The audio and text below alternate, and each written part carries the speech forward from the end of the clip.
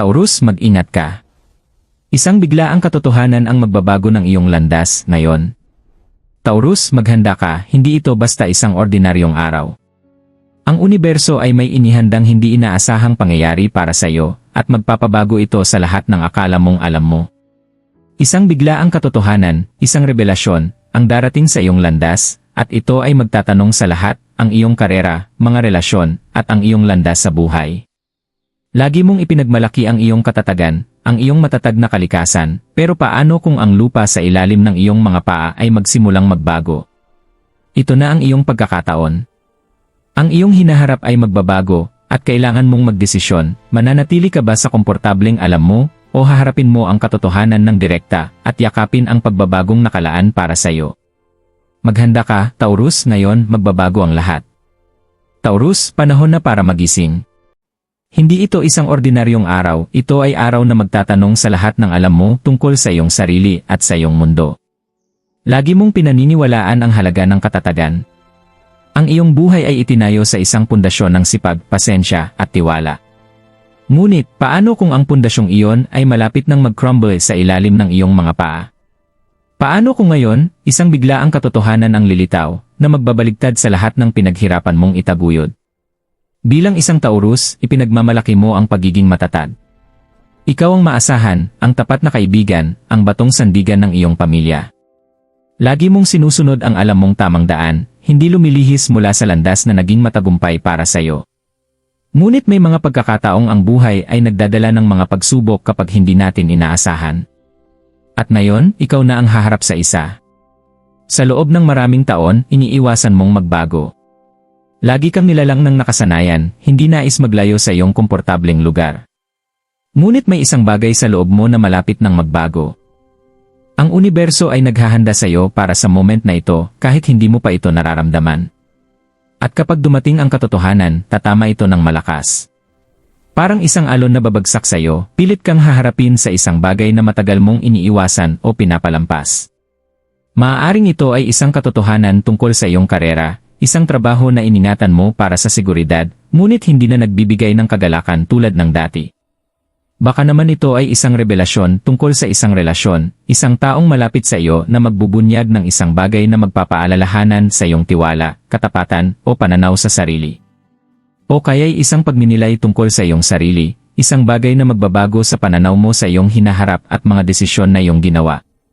Ano man ang anyo ng katotohanan ito, magbabago ka ngayon.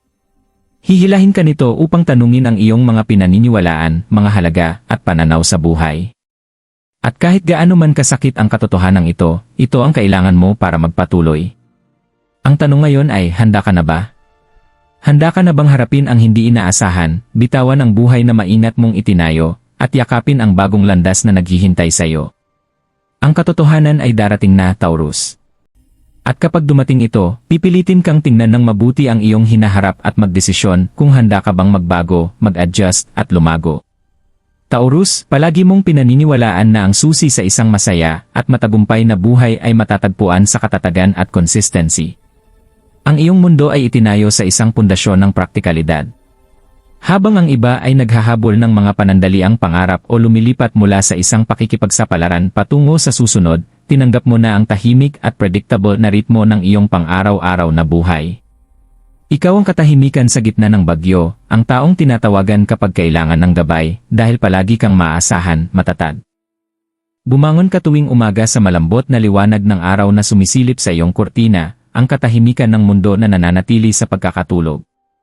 Isang sandali ng kapayapaan, isang oras upang magtipon ng iyong mga saloobin bago magsimula ang araw. Ang iyong routine ay isang pinagkukunan ng ginhawa. Walang kalituhan, walang mga sorpresa, walang mga pagkabigla. Alam mo ng eksakto kung ano ang darating. Bumangon ka mula sa kama sa parehong oras araw-araw, 6 oras 30 minuto de eksakto. Isang ugali na matagal mo nang pinapractice, isang maliit ngunit mahalagang bahagi ng kaayusan na iyong itinaguyod sa iyong buhay. Ang amoy ng bagong timplang kape ay pumapailan lang sa kusina, ang steam na umaangat ng marahan, nagdadala ng init sa iyong kaluluwa. Dahan-dahan mong iniinom ang kape, nilalasap ang tahimik na kapayapaan ng umaga habang pinaplano ang iyong araw. Ikaw ay isang nilalang ng nakasanayan at wala namang masama rito. Sa katunayan, ito ang dahilan kung bakit ikaw ay maaasahan, mapagkakatiwalaan, at matatag. Tuwing umaga, pumupunta ka sa parehong cafe para sa iyong almusal, marahil isang egg sandwich, isang baso ng orange juice, o isang mas magaan na pagkain, depende sa iyong mood. Gusto mo ang mga pamilyar na mukha doon? Nakilala mo na ang barista sa pangalan, umiti ang mga waiter kapag nakita kanila na papasok. Ito ang iyong kanto ng mundo, at maingat mong itinayo ang iyong buhay sa paligid ng ginhawang dulot nito. Sunod ang trabaho, isang predictable na daloy ng mga pagpupulong, email, at mga gawain. Matagal mo nang hawak ang iyong trabaho, at bagamat hindi ito magarbo, ito ay matatag. Nakuha mo ang respeto ng iyong mga katrabaho dahil alam nilang maaari nilang asahan ka na magawa ang mga bagay. Palagi kang on time, palagi kang handa, palaging maasahan. Ang trabaho na ito ay akma sa iyo tulad ng isang luma, ngunit komportableng jacket, pamilyar at ligtas. Tuwing tanghali, madalas kang magtago sa parehong tahimik na sulok ng cafeteria sa opisina. Hindi masyadong matao at okay naman ang pagkain. Hindi ka naman naghahanap ng excitement o pagbabago pagdating sa pagkain, kontento ka na sa mga pamilyar. Ang routine ay bahagi ng iyong ritmo, bahagi ng ginhawa na nakikita mo sa paulit-ulit na gawain. Ang iyong mga relasyon ay ganito rin. Mayroon kang malalapit na mga kaibigan, yung mga kilala mo na matagal na. Naiintindihan ka nila sa paraang hindi kayang gawin ng iba. Hindi ka nila pinipilit, hindi ka nila tinutulak sa mga mapanganib na pakikipagsapalaran o hindi tiyak na mga sitwasyon. Sa halip, pare-pareho kayong nagsasaya sa mga simpleng bagay, tahimik na gabi sa bahay, mga pagkain na magkakasama, at mga usapan na hindi kailangang masyadong malalim. Itinayo mo ang iyong buhay sa mga maaasahang ugnayang ito. Pati na rin sa pag-ibig, matatag ka. Kung ikaw ay may relasyon, ito ay uri ng pagmamahal na pakiramdam ay secure at tiyak. Walang drama, walang kalituhan, isang solidong ugnayan na tinitiyak mong palaging naroroon. Ikaw ang uri ng kasosyo na dumadating kapag sinabi mo na tinitiyak na ang mga maliliit na bagay ay naalagaan at naniniwala sa pagtatayo ng buhay batay sa respeto at consistency. Sa pagtatapos ng araw, babalik ka sa iyong santuwaryo, isang espasyo na pakiramdam mo ay sa iyo. Ang iyong paboritong upuan, ang iyong koleksyon ng mga libro, ang amoy ng mga kandilang marahang umuusok sa background. Masaya ka sa iyong sariling kumpanya. Ang tahimik na mag-isa ay isang bagay na pinahahalagahan mo. Nagbabasa ka ng isang libro, nanonood ng isang palabas na napanood mo na ng maraming beses, o naglalaan ng oras upang magnilay sa iyong araw. May ginhawa sa pagkakaroon ng kaalaman kung ano ang aasahan mula sa bawat sandali, mula sa bawat araw. Ang iyong buhay ay isang maingat na piniling koleksyon ng matatag na desisyon. Walang malaking pagbabago, walang malalaking panganib. Alam mo kung saan ka nakatayo at palagi na itong sapat. Ngunit kahit sa pinakaligtas na mga routine, palaging may mga bitak na naghihintay na mabuo, maliliit na lamat na hindi nakikita hanggang sa huli. Ang mundo sa paligid mo ay hindi tumitigil sa paggalaw kahit na pinipili mong manatiling tahimik. At habang ikaw ay nakaupo sa iyong tahimik at komportableng mundo, hindi mo maaaring maramdaman, ngunit ang pagbabago ay paparating na hindi nakikita, ngunit hindi may iwasan. Taurus, may isang malalim na aliw sa routine para sa iyo. Ang pagiging matatag ng bawat araw, ang katiyakan ng alam mong eksakto kung ano ang aasahan, ay nagdudulot ng kapayapaan. Bawat umaga ay nagsisimula ng pareho, ang malambot na liwanag ng bukang liwayway na sumisilip sa mga kortina, isang tahimik na hinga ng sariwang hangin, at ang pamilyar na init ng iyong kama. Humihinga ka ng malalim, unti-unting nawawala ang antok sa iyong katawan. Ang orasan ay nagsasabing 6 oras 30 minuto ngunit hindi mo na kailangang mag-set ng alarm. Alam ng iyong katawan kung kailan ito oras na upang bumangon. Ang unang gawain ay simple ngunit mahalaga, ang magtimpla ng kape. Ang malasa at matabang amoy nito ay pumapailan lang sa kusina, isang amoy na pamilyar na parang isang yakap. Dahan-dahan mong tinatangkilik ito, nilalasap ang aliw ng ritual, bago umupo at tamasahin ito. Ang mga oras ng umaga ay tahimik. Madalas mong gamitin ito upang magplano ng iyong araw, ayusin ang iyong mga saloobin, at repasuhin ang mga maliliit na gawain sa hinaharap. Hindi mo na kailangan ng anuman pa. May kagandahan sa kasimplihan, at ikaw ay bihasa dito. Wala kang pagmamadali sa iyong umaga, walang pakiramdam ng kagipitan. Binibigyan mo ng oras ang bawat sandali, alam mong ang araw ay magpapatuloy ng predictable. Pagkatapos ng kape, oras na para sa almusal, isang mabilis ngunit nakaka-relax na pagkain. Marahil isang omelette o toast na may mantikilya at jam. Pumupunta ka sa iyong paboritong cafe sa kanto, ang lugar na madalas mong pinupuntahan sa loob ng mga taon. Kilala ng barista ang iyong pangalan, ang iyong karaniwang order, at kahit ang iyong paboritong upuan. Ang lugar na ito ay pakiramdam tulad ng extension ng iyong tahanan, isang ligtas na lugar kung saan walang hindi inaasahan na mangyayari. Palagi kang nauupo sa tabi ng bintana, pinagmamasdan ang mundo sa labas, tinatanaw ang maliliit na pagbabago, ngunit hindi mo kailangang makialam dito. Ang buhay ay dumadaloy ayon sa sarili nitong takbo, at ikaw ay kontento lang na mag-obserba mula sa iyong kanto. Pagkatapos ng almusal, nagsisimula na ang trabaho. Matagal mo nang hawak ang iyong trabaho, sapat na upang malaman ang mga ritmong umaayon sa iyo. Isang trabaho na nagbibigay ng katatagan, at iyon lang ang iyong kailangan.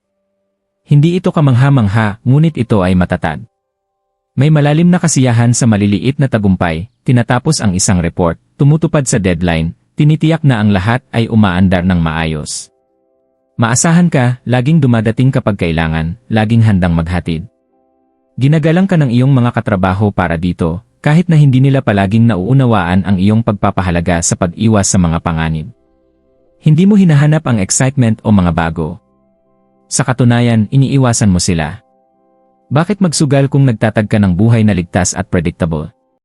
Sa tanghali, sumusunod ka sa iyong karaniwang routine.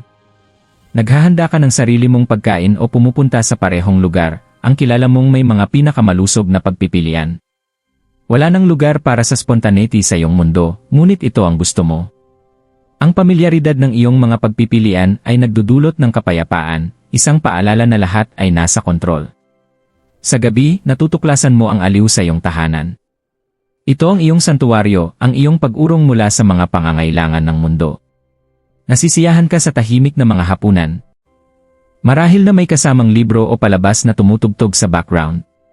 May mga paborito kang palabas na paulit-ulit mong pinapanood dahil nagbibigay sila ng ginhawa. Ang ideya ng pagsubok ng bago ay parang nakakainis, bakit ayusin ang hindi naman nasisira? Pati na rin ang iyong mga hilig ay nagpapakita ng pangangailangan para sa katatagan. Kung ito man ay paghahardin, pagbabasa, o paggawa ng hilig na nangangailangan ng pasensya, tinatangkilik mo ang mabagal na takbo ng lahat. May ritmo ang buhay na nararamdaman mong tama, at natutunan mong pahalagahan ito. Ang iyong mga relasyon, gayon din, ay nakabatay sa parehong kahulugan ng seguridad. Mayroon kang maliit ngunit tapat na bilog ng mga kaibigan. Kilala mo sila ng matagal na, at walang naging drama sa pagitan nyo. Ano pa ang silbi ng pagsisimula ng bagong relasyon kung ang mga dating ugnayan ay kasing tapat at matatag? Ang ugnayan mo sa iyong partner ay steady rin. Hindi mo kailangan ng malalaking gestura o patuloy na excitement. Nagtayo kayo ng buhay ng magkasama na batay sa tiwala at pag-unawa. Isang tahimik na pag-ibig, ang uri ng pagmamahal na tumatagal dahil parehong pinahahalagahan ang katatagan nito. Ito ang iyong mundo, Taurus. Predictable, secure, at nasa control. Hindi ito tungkol sa paghahanap ng kasiyahan o pagsisid sa hindi tiyak. Para sa iyo, ito ay tungkol sa pagpapanatili ng mga bagay na iyong itinaguyod. At sapat na yon. O, sa hindi bababasa, naging sapat na ito. Ngunit habang ikaw ay nakaupo sa iyong paboritong upuan matapos ang isa na namang tahimik na hapunan, at nagmumuni-muni tungkol sa mga nangyari sa araw, may isang banayad na hindi pagkaka-comfort na dahan-dahang pumapasok sa iyong mga saloobin. Mahina ito sa simula, parang isang bulong sa likod ng iyong isipan. Itinutulak mo ito palayo, sinasabi sa iyong sarili na lahat ay maayos. Ang buhay ay steady. Walang dahilan para mag-alala. Ngunit, sa ilalim ng lahat ng ito, alam mong may isang bagay na malapit ng magbago. Hindi mo pa ito alam, ngunit darating na. Taurus, may kagandahan sa routine.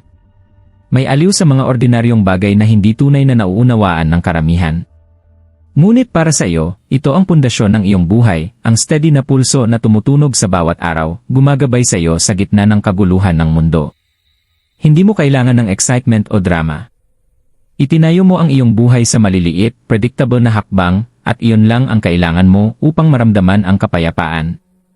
Laging nagsisimula ang araw mo sa parehong oras, walang palya. 6:30 diyan, ang liwanag na dumadaloy sa mga kortina ay parang isang natural na alarm clock, marahang ginigiya ka mula sa iyong pagtulog. Dahan-dahan kang humihinga, pinapansin ang katahimikan ng umaga, at hinahayaan ang kalmado ng mundo na pumasok sa iyong katawan. Isang sandali upang huminga bago ang mga pangangailangan ng araw ay magsimulang magtulak sa iyo pasulong. Ang unang gawain mo ay magtimpla ng kape, ang mayaman at malasa nitong amoy na pumapailan lang sa iyong kusina.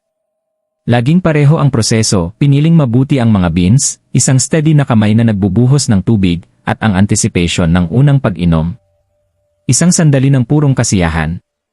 Ano man ang mangyari mamaya, ang maliit na ritual na ito ay isang garantiya ng kapayapaan.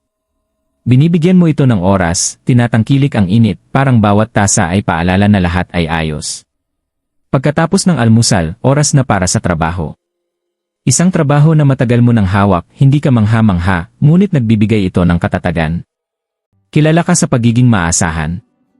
Nagtitiwala sa iyo ang mga katrabaho mo dahil nakabuo ka ng reputasyon bilang ang taong kayang tapusin ang mga gawain. Isang routine na akma sa iyo. Alam mong eksakto kung ano ang inaasahan sa iyo bawat araw at ginagawa mo ito ng maayos. Wala nang dahilan upang tanungin ang halaga ng iyong trabaho dahil nakagawa ka ng espasyo kung saan magaling ka. Hindi ka nagmamadali, hindi pinipilit ang iyong sarili beyond sa mga limitasyong itinakda mo. May seguridad sa ginhawa ng paulit-ulit na gawain. Ang tanghalian ay isang pagsasalamin ng iyong katatagan. May paborito kang kanto, isang cafe na may pagkain na maaari mong asahan. Hindi ka naghahanap ng mga bagong lugar o adventurous na pagkain. Ang pamilyar na lasa ng iyong karaniwang order ay sapat na. Ang tahimik na himig ng mga pag-uusap sa paligid mo ay hindi nakakaistorbo sa iyong mga saloobin. Ito ang iyong pagkakataon upang mag-recharge, upang suriin ang maliliit na detalye ng iyong araw. At kung may sumama sa iyo, natuwa ka sa kanilang kasamahan, ngunit kontento ka rin sa iyong sariling katahimikan, napapaligiran ng steady na ritmo ng buhay. Sa gabi, bumabalik ka sa iyong santuwaryo. Ang pamilyar na mga tanawin, tunog, at amoy ng iyong apartment ay tinatanggap ka na parang isang matandang kaibigan. Ang iyong tahanan ay isang extension ng iyong sarili, organisado, tahimik, at komportable. Ang mga kasangkapan ay nakalagay ng maayos, ang ilaw ay malambot, at ang iyong paboritong kumot ay palaging nasa iyong abot kamay. Isang espasyo na nagpapakita ng iyong pangangailangan para sa katahimikan, para sa kontrol. Hindi ka naghahanap ng kaguluhan. Hinahanap mo ang tahimik na katiyakan ng iyong paligid. Ang hapunan ay simple, ngunit nakakasiya. Nasisiyahan ka sa pagluluto, ngunit hindi mo ito ginagawa ng ingrande. Isang simpleng pagkain ng inihaw na gulay, marahil, o isang ulam na naperpekto mo sa paglipas ng panahon. Ang proseso ng paghahanda ng pagkain ay nakakaramdam ng meditative, isa pang routine na nag-ugnay sa iyo sa sandali. Wala kang pagmamadali, tanging ang marahang tunog ng mga utensil, ang pagsabog ng pagkain sa kawali. At ang malambot na himig ng musika sa background. Dahan-dahan mong kinakain, tinatangkilik ang mga lasa, pinahahalagahan ang katahimikan. Pati na rin sa iyong mga relasyon, ikaw ay consistent. Hindi ka naghahanap ng drama o komprontasyon. Ang iyong mga pagkakaibigan ay nakabatay sa tiwala at katapatan. Kilala mo sila ng matagal na, at kilala ka nila, ang iyong steady na presensya, ang iyong tahimik na suporta. Hindi ka nila pinipilit magbago o lumabas sa iyong comfort zone. Nauunawaan nila na hinahanap mo ang halaga sa katatagan, at iginagalang nila yon. Kung may tensyon sa iyong buhay, bihira itong manggaling sa kanila. Kadalasan, ito ay mula sa mundo sa labas, isang hindi tiyak na puwersa na wala kang kontrol. Ang iyong romantikong relasyon ay sumusunod din sa parehong pattern. Ang pagmamahal para sa iyo ay nakabatay sa tiwala, pasensya, at katapatan. Hindi mo kailangan ng malalaking gestura o magarbong pagpapakita ng pag-ibig. Ang mahalaga ay maaari kayong magtiwala sa isa't isa. Ang mga tahimik na sandali ang nagdudulot sa iyo ng pinakamaraming kagalakan, isang pagkain na magkasama, isang gabi na ginugol sa pag-uusap, ang init ng ibang tao sa iyong tabi. Walang pagmamadali upang magpatuloy, walang pressure na palaging baguhin ang relasyon. Nakakahanap ka ng aliw sa kaalaman na ang pag-ibig, tulad ng lahat ng bagay sa iyong buhay, ay steady. Ito ang iyong mundo, Taurus, hindi komplikado at hindi nagmamadali. May kagandahan sa kasimplihan ng lahat. At sa ngayon, ikaw ay kontento. Ang buhay ay predictable, secure, at comforting. Ano pa ang hihilingin mo? Ngunit kahit sa pinaka-predictable na mga buhay, may laging puwang para sa pagbabago. Maaaring hindi mo pa ito nakikita, ngunit may isang bagay na papalapit. Isang bagay na magbibigay hamon sa mismong katatagan na matagal mong pinaghirapan na itaguyod. Darating na ito, Taurus. Hindi mo palang alam. Taurus, nararamdaman mo ang bigat ng bawat sandali. Ang orasan sa pader ay patuloy na tumitik, ang tanging tunog sa silid habang nakaupo ka sa iyong desk, malalim sa pagninilay. Isa na namang ordinaryong hapon, walang kakaibang nangyayari, walang senyales na ang iyong mundo ay magbabago magpakailanman. Tapos ka lang ng isang pagpupulong kasama ang iyong koponan, pinag-uusapan ang isang proyekto na matagal nang nakaatang sa iyong mga balikat. Lahat ay tumatakbo ng maayos. Ang araw ay predictable, tulad ng lahat ng iba pa. Nakadarama ka ng aliw sana, kahit na marahil ito ay masyadong komportable. Ngunit bigla nangyari. Ang email ay pumasok sa iyong inbox, ang subject line ay simple, "We need to talk." Tumalon ang iyong puso. Binuksan mo ito, inaasahan mong isang routine update o marahil isang maliit na issue. Ngunit ang iyong nakita ay wala sa iyong inaasahan. Ito ay mula sa isang taong pinagkakatiwalaan mo, isang taong matagal mo nang kilala. Isang tao na palaging isang constant sa iyong buhay. Ang email ay maikli ngunit tapat, isang mensahe na pakiramdam mo ay hindi angkop sa kalagitnaan ng iyong predictable na mundo. Ang mga salitang iyon ay parang isang kuryente, dumaloy sa iyong ugat na may malamig na shock na nagpapabura sa lahat ng nakapaligid sa iyo. Walang madaling paraan upang ilarawan ito, isang katotohanan ang ipinaliwanag. Isang lihim na hindi mo alam na umiiral, na nagbabago ng lahat ng akala mong alam mo tungkol sa isang tao sa iyong buhay, isang bahagi ng iyong buhay na hindi mo kailanman kinwestiyon. Ang tiwala na ibinigay mo sa kanila, ang katatagan na iyong inaasahan, ay nabasag. Ang email ay hindi pumasok sa mga detalye, ngunit malinaw ang mga implikasyon. May isang bagay na itinatago, isang bagay na dapat ay alam mo na, ngunit hindi mo nakita. Ang ideya ng pagtataksil ay pumasok sa iyong isipan, at ang alon ng hindi pagkakapaniwala ay dumaloy sa iyo. Ang mga daliri mo ay nanginginig habang nakalutang sa ibabaw ng keyboard, ngunit hindi mo magawang mag-reply. Ano ang sasabihin mo dito? Paano mo sisimulan ang pagproseso ng mga nabasa mong ito? Tumingin ka sa paligid ng silid, ang mga pamilyar na bagay sa iyong desk ay biglang parang malayo. Ang seguridad ng iyong buhay ay parang dumadaan sa iyong mga kamay at hindi mo ito kayang pigilan. Ang bigat ng revelasyon ay parang isang mahirap na pakiramdam na dumadapo sa iyong dibdib, isang mabigat, nakapapawing pakiramdam na humihimok sa iyong puso. Palagi mong pinaniniwalaan ang katatagan, ang kapangyarihan ng tiwala, at ang aliw ng alam ang mga bagay. Ngunit ngayon, ang mga paniniwalang iyon ay nasusubok. Ang iyong itinayo, ang buhay na pinaghirapan mong mapanatili, ay nagsisimulang magbuwag. Ang mundo na dati ay predictable ay nagbago. Hindi lang ang pagtataksil, kundi ang katotohanan na hindi mo ito inaasahan. Ipinagmamalaki mo ang iyong sarili sa pagiging grounded, sa pagiging tao na nakakakita sa kabila ng kaguluhan at nananatiling matatag. Ngunit ngayon, ang rog ay hinatak mula sa ilalim mo at nahihirapan kang makahanap ng iyong tinatayuan. Nagwakas ang email na may isang malabo at pangako ng paliwanag, isang pagkakataon na mag-usap. Ngunit hindi mo alam kung nais mong marinig ito. Ang tiwala ay nasira at walang mga salitang madaling magpapagaling sa mga pira-pirasong bahagi ng katotohanan. Isang malalim na paghinga ang kinuha mo at nagpasya na sagutin ang telepono. Ang tawag ay hindi maiiwasan, ngunit ang paraan ng pagtanggap nito ay nakasalalay sa iyo. Ang iyong buhay, ang iyong landas, ay nabago na at wala nang pagbalik ngayon. Pagkatapos ng tawag, may isang mahahabang sandali ng katahimikan. Ang iyong isipan ay naglalakad sa mabilis na kalsada, ngunit ang lahat sa paligid mo ay parang nanatiling tahimik. Tinitignan mo ang screen, ang iyong mga saloobin ay naguguluhan sa narinig. Ang tawag ay mahirap masakit. Ngunit kinakailangan. Nagbigay sila ng paliwanag, mga pagsubok na dahilan para ipaliwanag ang mga aksyon na matagal nang itinagong mula sa iyo.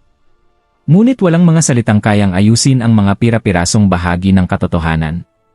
Hindi ka nabanyaga sa mga mahihirap na sitwasyon. Bilang isang Taurus, nakaharap ka na sa maraming hamon. Palagi kang steady, grounded, at hindi matitinag sa harap ng mga pagsubok. Ngunit ito ay kakaiba. Ang pundasyong iyong itinayo, ang buhay na iyong pinaghirapan, ay nabasag. Ang katotohanan ay yumanig sa iyong kaibuturan, at ito ay nag-iwan ng mga katanungan tungkol sa lahat ng bagay. Palagi kang umaasa sa kontrol. Gumawa ka ng mga maingat, kalkuladong desisyon, palaging isinasaalang-alang ang mga panganib at gantimpala.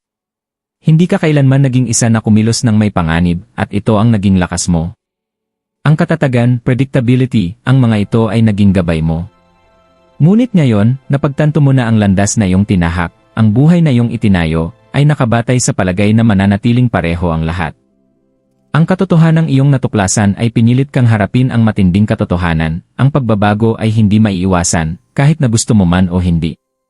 Habang nakaupo ka, iniisip ang tawag na iyon, isang tahimik na realization ang nagsimulang mabuo sa iyong isipan. Hindi ka na makakabalik. Wala nang pagbalik sa kung ano ang nangyari, wala nang burahin sa katotohanan na bahagi na ngayon ng iyong mundo. Ngunit may isang desisyon na malapit mong gawin. Isang desisyon na magdidikta kung paano ka magpapatuloy. Mananatili ka ba? Susubukan mong ayusin ang nasirang tiwala, itayo muli ang relasyon na wasak na. Maaari mo bang patawarin ang taong nakasakit sa iyo, o ang pinsala ay masyadong malaki upang ayusin? O aalis ka na lang? Yakapin ang hindi komportableng pagbabago at bitawan ang buhay na iyong maingat na itinayo para sa isang bagong landas, isang hindi tiyak na landas. Ang desisyon ay mabigat.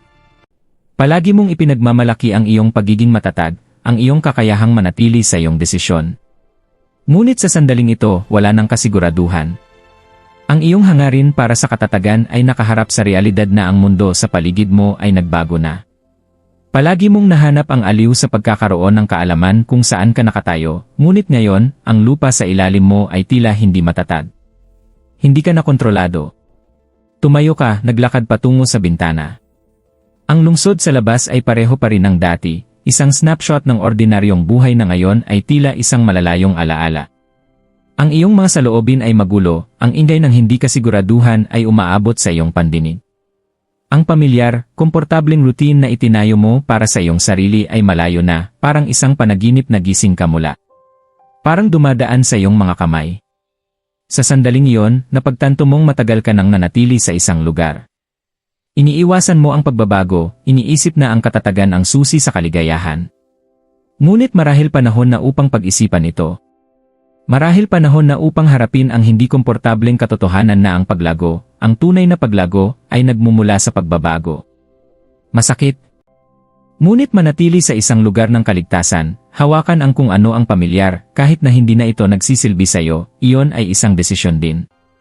At ngayon, hindi ito parang tamang desisyon. Malalim na paghinga. Isang pakiramdam ng lakas ang nagsisimula sa iyong puso. Panahon na upang bitawan. Hindi ang mga mahal mo, kundi ang bersyon ng iyong buhay na hindi na umaangkop sa kung sino ka na ngayon. Ang landas na iyong tinahak ay naglingkod sa iyo ng maayos, ngunit panahon na upang mag-ukit ng bago. Isang landas na maaaring hindi kasing tiyak o predictable, ngunit tapat sa iyo. Taurus, ang desisyon ay nagawa na. Pagkatapos ng mga araw ng pag-aalala, ng mga tanong at pagdududa, pinili mo na ang bagong landas. Hindi ito madali, hindi pa rin madali, ba't alam mong ito ang tamang desisyon? May isang tahimik na lakas sa iyong puso ngayon, isang pakiramdam ng kalinawan na nagmumula sa pagtanggap sa katotohanan at sa pagyakap sa hindi komportableng mga pagbabago na kasama nito. Tumingin ka sa paligid ng iyong tahanan, ang lugar na palaging naging iyong santuwaryo. Parang iba na ngayon.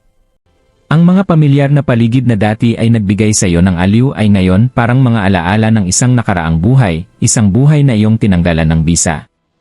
Ang pag-iisip na ito ay gumigising ng isang malalim na pakiramdam sa iyong puso, isang halo ng kalungkutan at kalayaan. Hindi mo na kayang hawakan ang mga bagay na hindi na nagsisilbi sa iyo, gaano man mo pa ito pinahalagahan. Ang tao na ikaw noon sa espasyong iyon, sa buhay na iyon, ay hindi na ikaw ngayon. Nagpasya kang bitawan ang nakaraan. Hindi lang ang sakit, hindi lang ang pagtataksil, kundi ang lahat ng nagbigay sa iyo ng pakiramdam ng pagka-stuck sa isang lugar ng aliw at katiyakan. Ang routine na maingat mong itinayo, ang buhay na akala mo ay hawak mo, lahat ng iyon ay nagbabago na. Ramdam mo ito sa bawat tibok ng iyong puso na may bagong enerhiya sa paraan ng pagbabago ng iyong mga saloobin. Ang pagbabago, bagamat mahirap, ay bahagi na ng iyong realidad. At para sa unang pagkakataon sa matagal na panahon, nagsisimula ka na itong yakapin. Panahon na upang muling magtayo, ngunit sa pagkakataong ito, magtatayo ka ng iba. Magsisimula ka mula sa isang lugar ng pagiging tapat, mula sa isang lugar ng katotohanan. Natutunan mo na ang katatagan ay hindi nakasalalay sa paghahawak sa kung ano ang pamilyar, ito ay tungkol sa pagkakaroon ng lakas ng loob na magbago. Mag-grow at harapin ang mga takot ng buo. Natutunan mong ang tunay na lakas ay nagmumula sa kahinaan, mula sa kahandaang tumanggap ng hindi tiyak na landas kahit na hindi pa malinaw ang daraanan.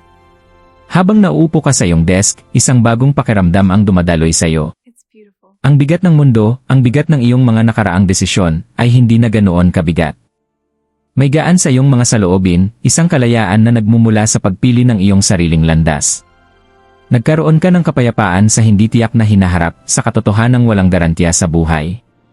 Ngunit nagkaroon ka rin ng kapayapaan sa iyong sarili, sa iyong kakayahang mag-adjust at mag-navigate sa kahit anong darating. Ang iyong mga relasyon ay nagbabago rin. Mas mahirap na ang mga pag-uusap, ngunit ito ay tunay. Hindi ka na nagkukunwari, hindi na humahawak sa mga ilusyon. Natutunan mong ang pagiging tapat, ang raw, masakit, tapat na katotohanan, ang tanging daan pasulong. Nagawa mong simulan ang mga hakbang patungo sa paggaling, at habang hindi ito magiging isang madaliang paglalakbay, alam mong nasa tamang daan ka na. Ang mundo sa labas ay hindi nagbago, ang mga tao ay patuloy na nabubuhay sa kanilang mga routine. Ngunit para sa iyo, lahat ng bagay ay parang nagbago. Nakatawid ka sa isang threshold, pumasok sa isang bagong bersyon ng iyong sarili, at may isang tahimik na lakas sa realization na yon. Ang katotohanan na minsan ay pakiramdam na isang bigat, ngayon ay parang isang regalo.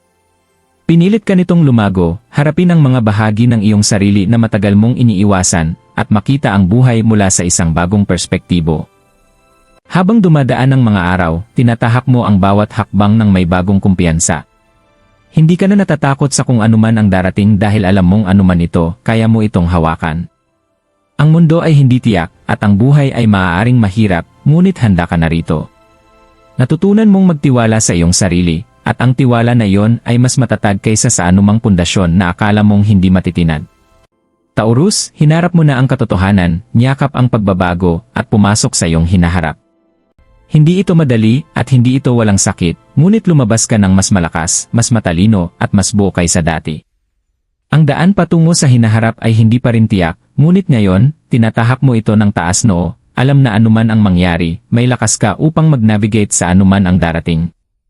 Ang iyong paglalakbay ay nagsisimula na.